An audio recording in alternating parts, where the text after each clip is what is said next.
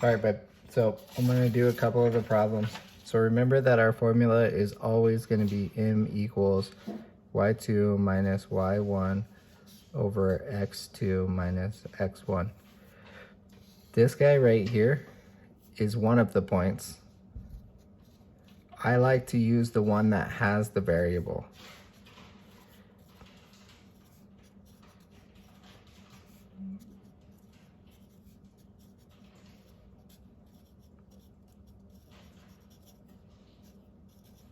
This is going to be the other point, and I like to use the one that doesn't have the variable.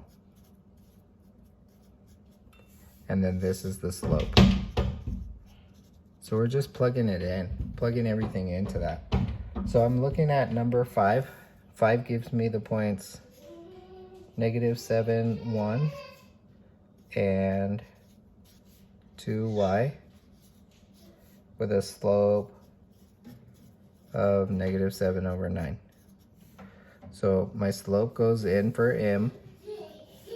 So I'm going to go -7 over 9. Oops, I did it upside down. -7 over 9. Ignore that. Equals always stays. This one's wants the one that has the variable, which is this one right here. So instead of y2, I'm just going to write y. Instead of x2, I'm going to write the number 2. It's always minus. And then this point comes from the other point. So y1 is going to be 1. x1 is going to be -7. -7 over 9 doesn't change. Y minus 1 I can't simplify, but 2 minus -7 I can. Minus a negative becomes plus, so 2 plus 7 is 9. When it's in this format, I want to multiply by what's on the denominator to cancel it out. Whatever I do to one side, I do to the other. So it's going to give me -63 over 9 equals y minus 1. -63 over 9 is -7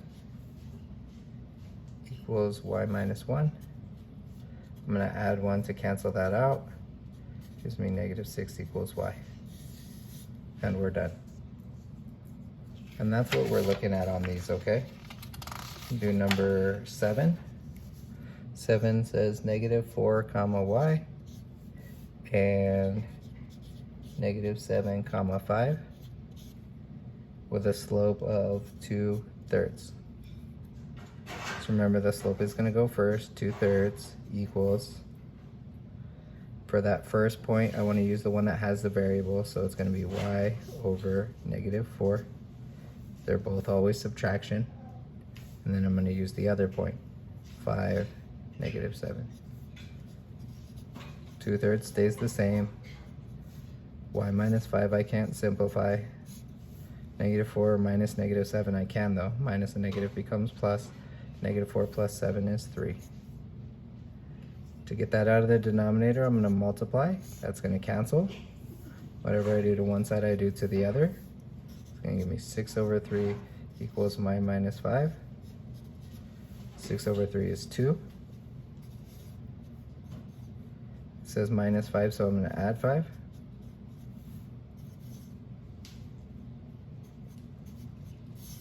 Y equals 7. 2 plus 5 is 7. And that's it for number 7. Number 8 tells me 7, 8.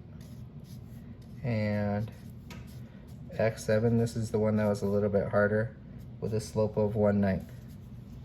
So the slope goes first, equals, I want to use the one that has the variable first. So this time on top I'm going to have the 7 for y and the x for x. Always subtraction.